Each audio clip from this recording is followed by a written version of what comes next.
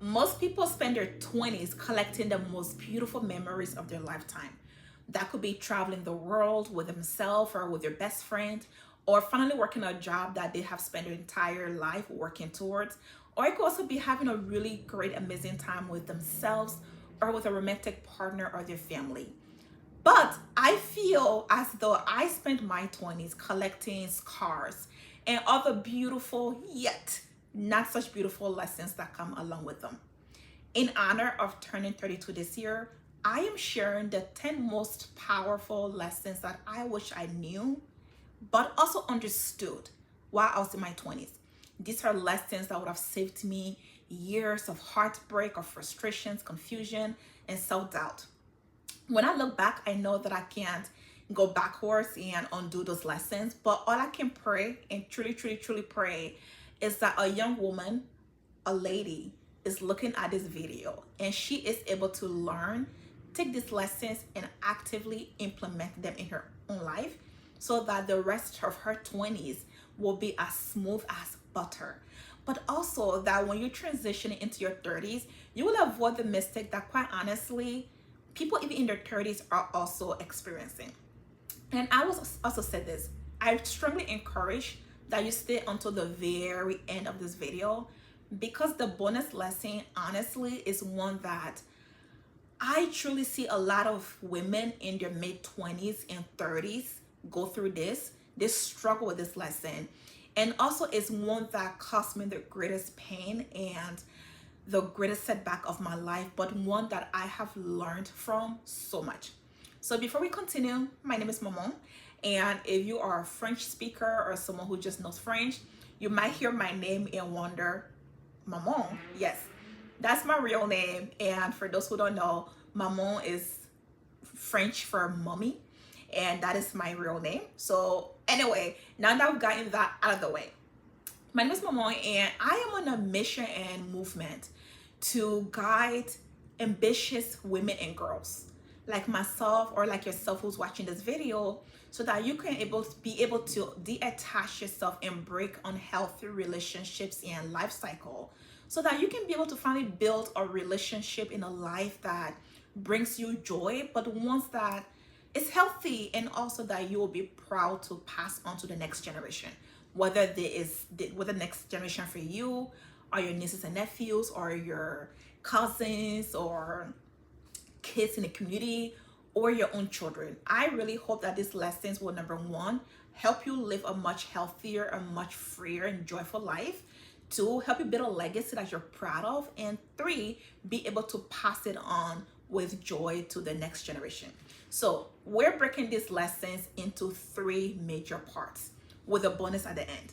But the three parts, we're going to cover various lessons in this part. So the first we're going to go with, and I have notes because I did not want to risk forgetting any major lesson and then kick myself later. So the first section that we are going to focus on is on foundation of self-worth and inner strength. So the first lesson is the foundation of self-worth and inner strength. And the first lesson we're going to cover is self-trust is your greatest asset. Being able to trust yourself, that is the greatest asset you will ever have in life. So many of us know the things that we feel in our spirit to not do, that we think are not right. And sometimes it doesn't make sense why we feel it in our inclination to not do certain things or to let certain things go. And this might look like, I'm going to go with this example because in our 20s, the two major things I think us women struggle with is, you have a feeling that that guy, there is something off, right? And there's a part of you that's kind of waiting for the other shoe to drop, or there's just something that you feel is not right. But still you keep thinking, maybe it's just in my head. No, sis, it is not in your head. There is something that the spirit in you is trying to tell you. And the earlier that you learn to really trust that inner voice in your head, in your heart, in your spirit, the more you will realize that you will have a much smoother days and times, because very often the things that you don't really understand, where you don't realize, why do I feel this thing even though there may not be something particularly that is so explicitly showing me that maybe this guy is wrong for me, or this friend isn't good for me, or maybe this job is not the place I should go, or maybe I should not go on that trip. The earlier that you learn to trust that inner self, you will begin to gain a lot of wisdom in how to navigate your life. So the first lesson is that self-trust is your greatest asset. All right, so we're going to learn how to trust ourselves even when it doesn't really make sense to us. Second lesson, rest is not laziness. I spent so much time in my 20s with this hustle mentality that I always thought that I had to be on the move. I did not care what happened. Like, I could have broken my leg this morning and I will wake up in the afternoon and I will be ready to go, and think that for me to be able to rest and be able to let myself to heal or be able to get enough sleep, I always thought that was weakness. And I always thought I was being lazy. And very often what I did in my 20s and even in my early 30s was that I will get burned out because I was constantly on the go. And when I got burned out, I never understood why I burned out. And I would say, oh, I feel so lazy. I need to get up and do this and that. But my body was telling me, ma'am, I need to rest. I need to be able to lay there and just let my mind decompress and just let my body to feel rested. But I was constantly on the hustle. So one thing that I wish I learned in my 20s was that resting is not being lazy. Your body needs to be able to have the fuel to rest and be able to go again. So I wish that in my 20s I did more resting, and this is a lesson that I am still learning and actively practicing. So just understand that rest is not laziness. All right, now you have to have the guidance and I hate to say kind of like the common sense for yourself to know, like, okay, seriously, am I over resting, right? Am I procrastinating the things that I know I should be doing, or am I generally resting? So lesson 2 is that rest is not laziness. Third lesson is that healing comes before hustle. Healing, your healing, it comes as a priority before your hustle. All right, I will give an example.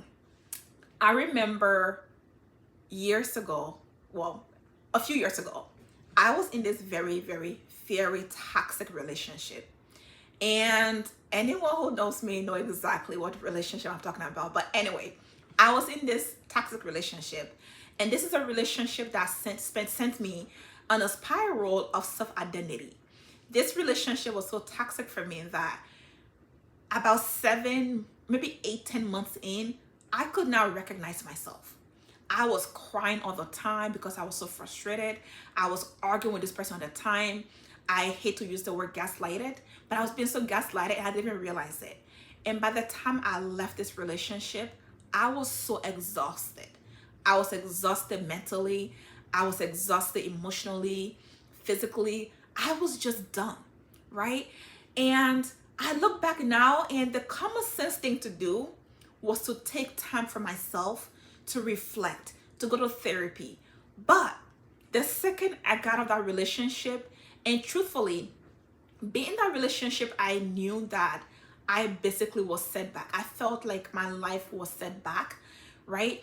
But I spent the entire time, the moment I got out of the relationship, I spent my entire time hustling.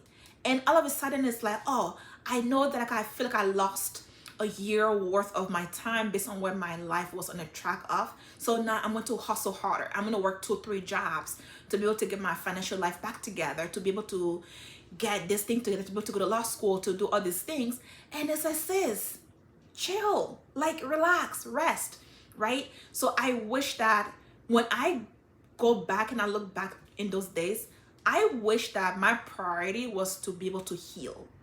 I wish that my priority at that time was to be able to spend time praying, being in therapy, journaling, and just really understanding how I ended up in that toxic relationship. So I will strongly encourage that you understand this early on, that healing is priority to you hustling. All right, there will always be time to hustle, but if you don't heal now, you will find yourself by default ending up in the same toxic relationship cycle. And this is not just romantic relationship, also, this is also friendships. This is also how you treat yourself. This is the kind of jobs you go to. This is the kind of bosses you allow to be a boss for you at work, right? So understand that the earlier you heal, the more you are able to truly hustle and actually be in purpose and work and take care of everything else. So that's a third lesson in the foundation of self-worth and inner strength. And I wanted to start with the foundation of self-worth and inner strength because it is the foundation and the fundamental thing of everything else. Before you go and start doing all these things and building relationships and getting married and having this fancy job and having this fancy friendship, etc., it is very important that you are able to have this foundation of self-worth, and so that you are able to have the inner strength to walk out when that relationship, when that job, when that boss, when that friendship is not good for you, all right? Or when your own family are unhealthy for you. It's important to have the self-worth so that you also have the inner strength to go, you know what, I love you, but this does not work for me, and I am going to love you from the distance and walk away. All right, so that's the third lesson. Now, the second section that we are going to cover is on hard truth about love and dating. All right, if I'm losing you, come closer, because this is the part. This is a part that many of us women in our 20s and 30s and 40s, this is a part where we will look back years into the future and go, damn, sis, what were you thinking? So we're going to cover the hard truth about love and dating. And the first lesson is that boundaries are a gift. Boundaries are a gift, not a punishment. Let me talk about this a little bit. So very often when we are looking to date, when we are looking to be in a certain friendship, right? What we do is that we do not want to place certain boundaries. And it's not that we don't have these boundaries, because we do have those boundaries. But very often what happens is that you are afraid that if I say no to this guy, he will by default not want to get closer to me, or he will not be interested in me.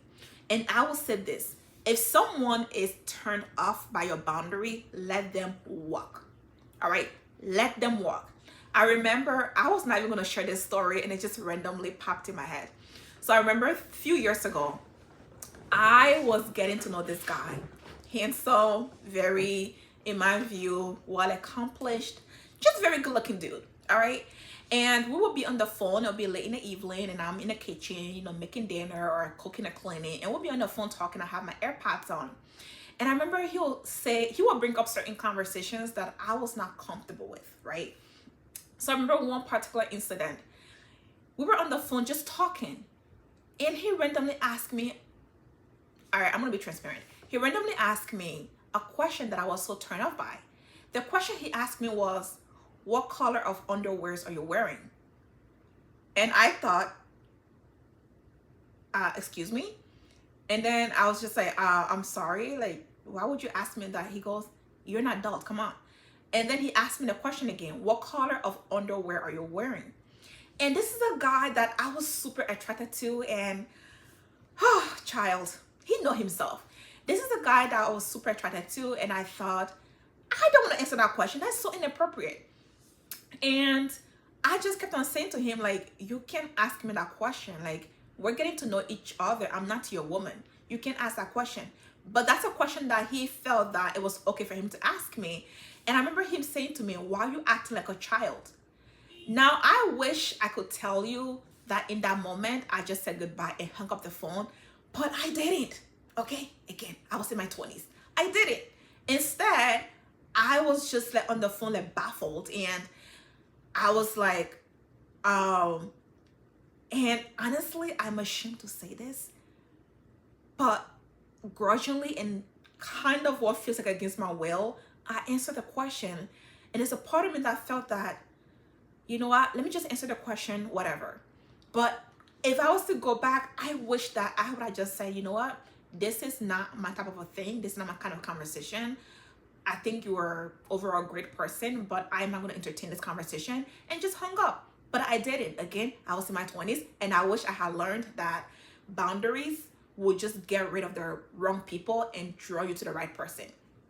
Because when I met what is now my husband, there are just certain conversations that I was just like, listen, I don't have time for this. Don't be calling me out of the random. I don't have time for that. I have enough friends. I don't need any friends. I had my boundaries straight at that time, not fully, but I had certain things by the time I met my now husband where I was more of, this is what I believe. I am dating for marriage. If you're not interested, God bless your heart.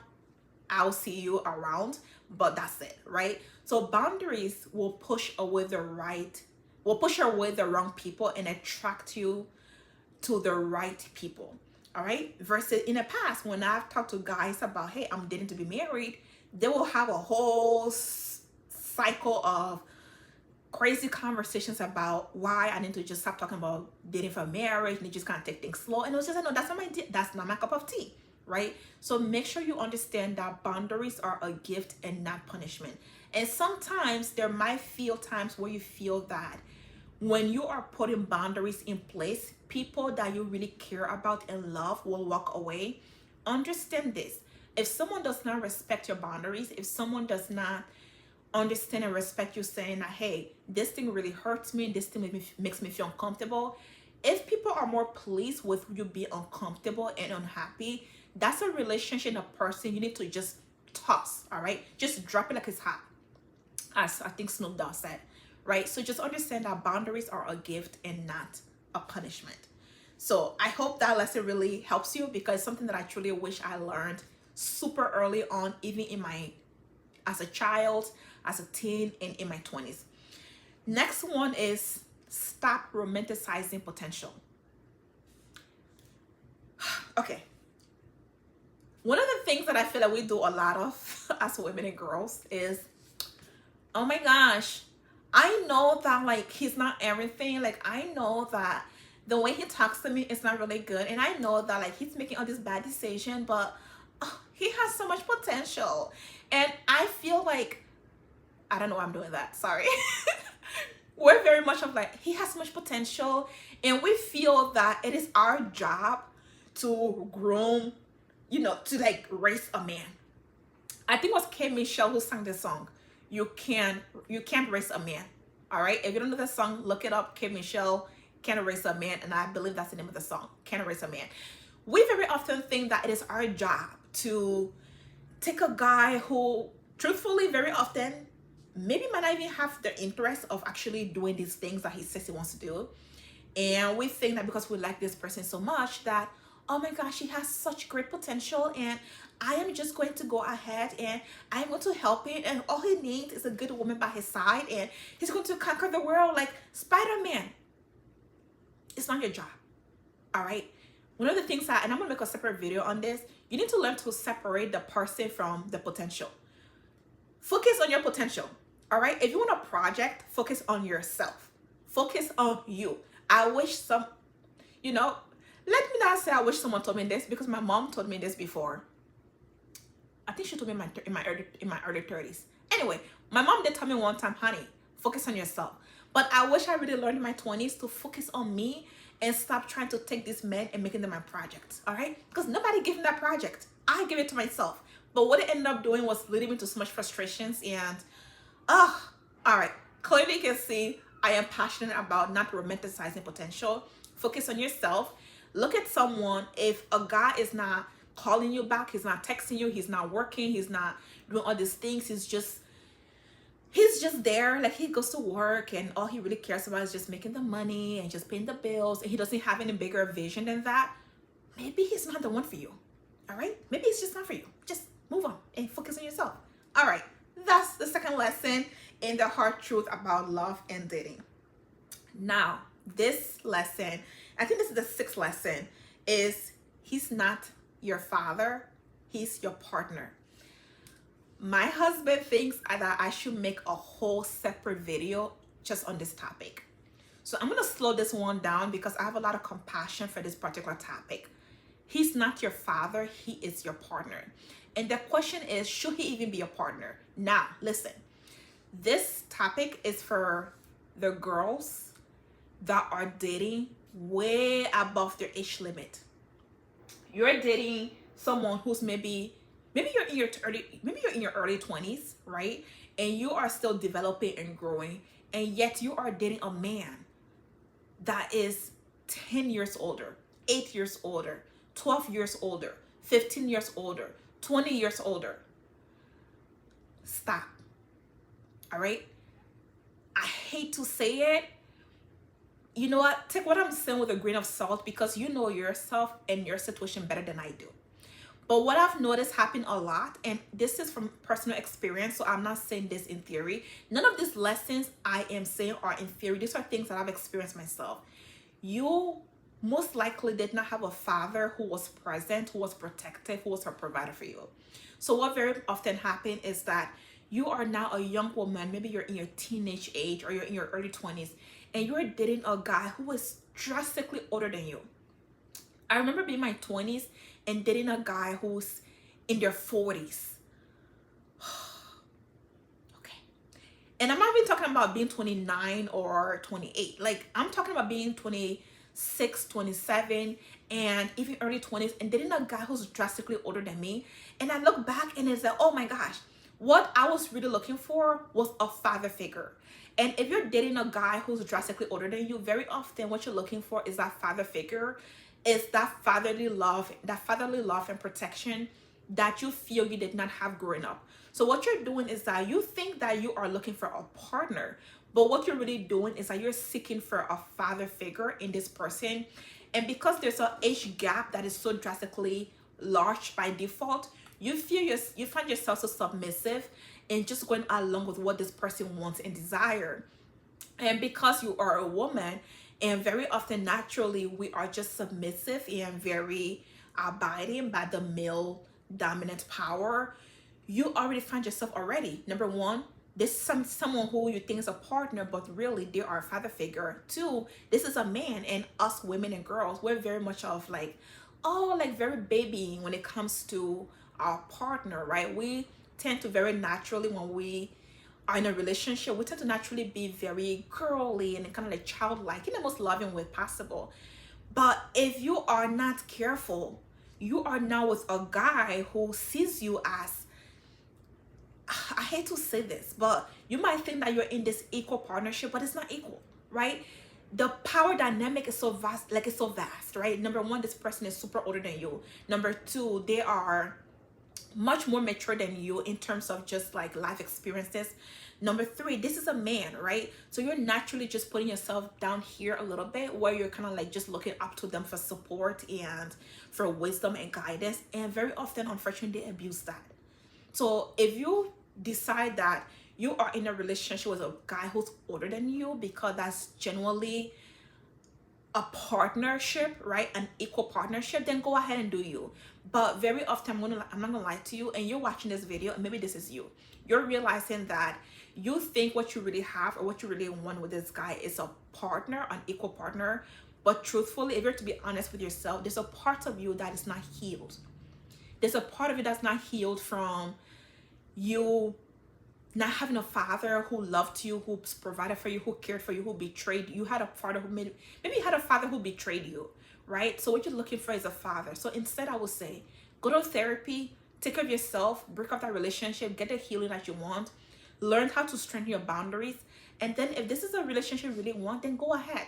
But very often, I will not lie to you, we are looking for a father figure and not a man, not a partner. But by default, if this is someone who you say like, hey, this is someone who I want for a partner, just remember that he is not your father, he's your partner. So if he's treating you like his child or a little sibling or something like that, just learn how to walk away and not let yourself in that situation. All right, this is why my husband decided to make a whole separate video about this, because clearly I have a lot to say about this particular topic, because I've gone through it a lot. And I will leave it as that because we have other topics to cover. All right, just remember, he's not your father, he's your partner. All right, so this next topic that I want to cover in the truth about dating, actually that was the last topic. Now the next thing we're going to talk about, the next section, is about freedom and building your legacy. So in freedom and building your legacy, it is very important to understand lesson number 8 or lesson number 7. Lesson number 7 is financial freedom is also emotional freedom. So I know we have this whole thing about, money is not important, and you need to just enjoy life. And I'll be very honest with you. One of the most powerful thing you can do for yourself as a woman growing up in your 20s, in your 30s, is being able to have financial freedom. And I'm not saying financial freedom in terms of having your financial life all figured out, but very often what happens is that we find ourselves in relationships at a workplace where we know that this situation is not healthy, right? We know that this guy that you're with, or that you're living with, or that you are dating, we know that this person is not healthy for you. You know that the cycle that you're in is not healthy. You know that the job that you work at, your boss is unhealthy as heck. You know that the work dynamic at your job place is not healthy. But very often, if you find yourself needing the financial support or needing the job because you're not able to leave, because you don't have the financial bandwidth, you don't have the financial, either the financial support, you don't have enough saving, very often what happens is that you tolerate unhealthy cycle, you tolerate unhealthy relationship. You stay much longer in a relationship that you know is toxic for you. You stay longer in a relationship that you know is abusive for you. You stay long in job places that you know, if you had the courage to leave, if you had the financial means to leave, you will leave, right? But because you don't have the financial means, you stay in this toxic cycle over and over again. So one of the most powerful things to really understand in terms of just building your freedom and your legacy is that you need to become more financially stable. So please understand that financial freedom is also emotional freedom as well. All right. And the second lesson in the freedom and building your legacy is that you must protect your peace. Protect your peace like your life depends on it, because it does. Protecting your peace goes back to the boundaries. There are people you will have to distance yourself from. There are places that you used to go that you need to stop going there, or just limit how much you frequent. There is that individual, there is that person who texts you, who calls you, and you always feel like you have to answer them. Your priority is to protect your peace. Protect her, okay? Protect yourself, protect your peace, because your life does depend on it. Because if you're allowing just any trash, I'm not saying trash in terms of people, but if you're allowing people in their toxicity to keep coming into your life, you are distracting and you are disturbing your peace, and you are destroying your own foundation. So you need to protect your peace, because your life really truly does depend on it. Now, the next lesson this 9th lesson is one that I wish someone really helped me to understand. And this is a lesson that I wish I understood before I walked into half of the rooms that I walked into in my 20s, before I walked into half of the relationships, whether it's friendship or with family or with relatives or with romantic relationship. This is the lesson that I truly wish I learned and really understood as well. And that is, if you have to shrink, you are in the wrong room. If you have to shrink yourself to be with that person, if you have to shrink yourself to be at that job, if you have to shrink yourself to be with that friendship circle, if you have to shrink yourself to be in that family, walk back, sis.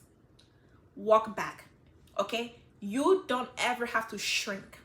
This does not mean that you should walk into every room like, this is who I am and I don't care what you think. But no, you have to learn how to walk into a room and be confident in who you are, and just love yourself enough to walk into a room and go, you know what? I have something to share, and I have confidence in myself, and I love myself, and this is who I am.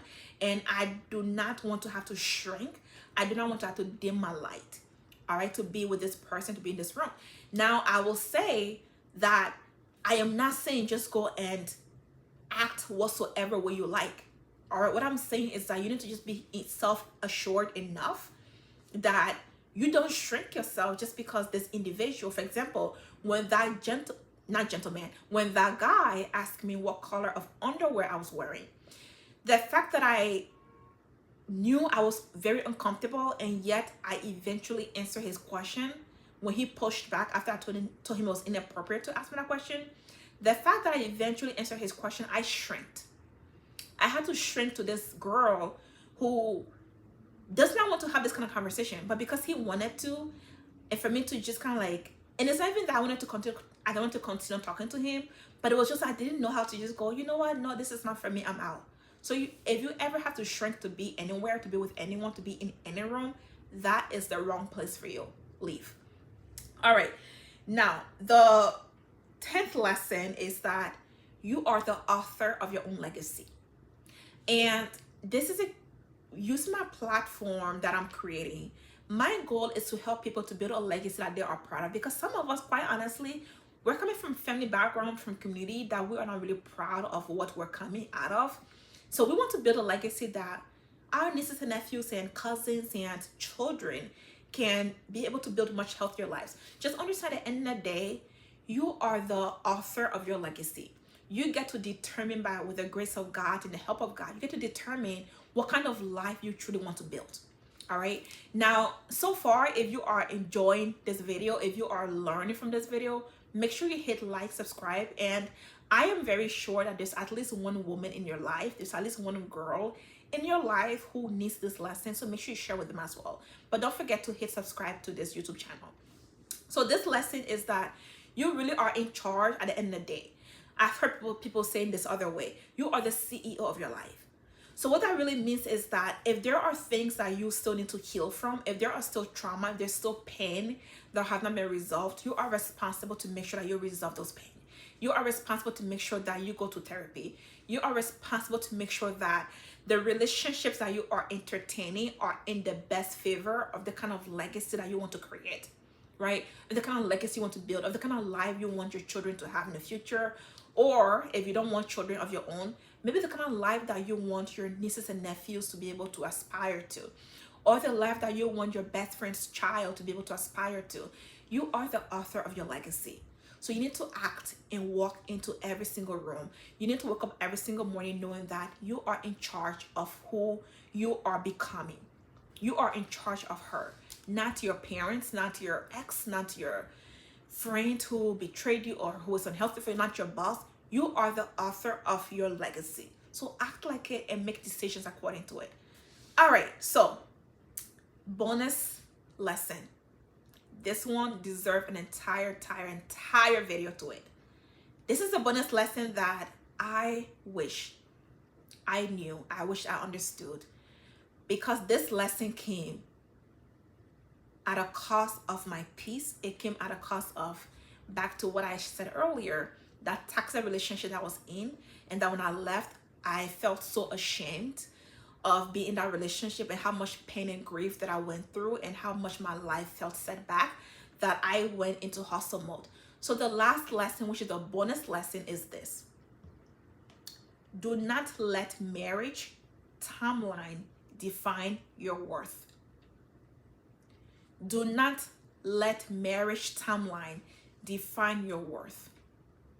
You are worthy on your own. Society and family, especially if you are African or Caribbean or from one of the places where our family just act as though unless we are married, unless we have a man, then we have absolutely no worth. Now, I will say this. I'm a woman who truly believes in the value of relationship, in the value of marriage, and in the value of building a family. But I truly wish someone had taught me this, that my value did not lie in a marriage. And the reason why I'm saying I to let the timeline, and it's not just about getting married, it's the timeline pressure. It's the pressure of the timeline that you have to be married at a certain stage and you have to have kids at a certain stage. I was a beautifully, happily girl in my 20s. And then when I turned 27, I fell into this pressure that because I was turning 27, I just turned 27, I fell into this pressure based on the conversation I was having with my family and the conversation I was having with a pastor, that because I was in my mid-20s that I had to get married. And it was almost this pressure of like, wow, there's something wrong with you because you're not married. There's something wrong with you because you have not found the right person. And I fell in this pressure. And I met a guy who, I am not even going to go into the details of it, but this will be a separate video. And I fell into the pressure of getting married. And that is a relationship that, quite honestly, really was, it was destructive for me. And I wish I could go back and learn that, my mom, do not allow the timeline that people have placed on you to be your, you know, all be all. Because at the end of the day, like, did God say to you that he wants you to be married at a certain time? Did the Lord say to you, right? And if that's the case, if God did say to you that he wants you married at a certain stage, and he said this to you personally, right? Not as a blanket, but if God said this to you, then I would say, then if you find yourself not in that position, then go back to God and say, Lord, you said that according to your word, you said to me personally that you wanted me to be married at a certain stage. But what I'm talking about is the pressure of society on you that you have to have this thing at this stage. Do not fall into that pressure. Because at the end of the day, there's a woman who got married at 27 and got divorced by 28. There's a woman who got married by 22 and got divorced that same year. Then there's a woman who waited until in her mid-30s when she knows herself well and she's healed those wounds and she knows her boundaries and she knows what she wants. And she gets married and she lasted a lifetime. Or there's another woman who does know all the things that she wants and things like that. And she gets married in her 30s or even 40s and get divorced. My whole idea is this. My whole thought is this. Do not allow the pressure of society. Do not allow the pressure of your family and friends and religious people to put this pressure on you that you have to be married by a certain timeline. Because at the end of the day, when that person you get married to is beating your behind, and I don't say this to be violent, like I'm saying this because it's some things that I see.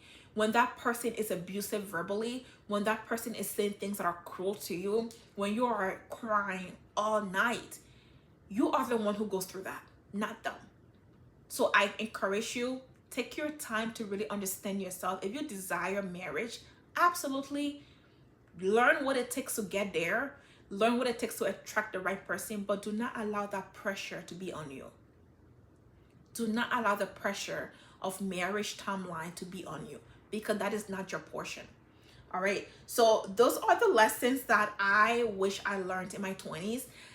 If you can, I want you to comment below which of this lesson resonated with you. And if you're someone who maybe there's one particular lesson, maybe you're in your 30s or 40s or 50s, and there's a particular lesson that you wish you learned while you're in your 20s, comment down below, because I want to learn from you too. I know I don't know it all, but these are the lessons that I truly wish that I learned when I was in my 20s. And as I'm transitioning into my 32 year, right, as I'm transitioning to my turning 32 this year, this video should be out a day from when I turned 32 years old. I truly hope that this will be a gift to you. Share this video with a friend or a group of your friends, because at the end of the day, I really want women to build lives that they feel empowered and they feel strong and they feel loved and they feel self-compassion, they feel joyful, right? If you cannot imagine your baby sister or your niece or your child in the kind of relationship cycles that you're in, why are you keeping yourself there? Why are you keeping yourself there? We need to learn how to love ourselves in the way that we love our friends, in the way that we love the children in our family. So I really hope that this video was a blessing to you. If there's one thing you took off from this video, which of the 10 lessons really resonated with you the most? Go ahead and comment below. And if you can share that with me in the comment, I really appreciate it. Again, hit subscribe and also like this video. If you can, hit the notification button as well. Share this video with a friend who you think can really benefit from it. I love you guys. Thank you for spending this time with me and listen to this lesson. I love to learn from you as well. And I hope this video was a blessing to you.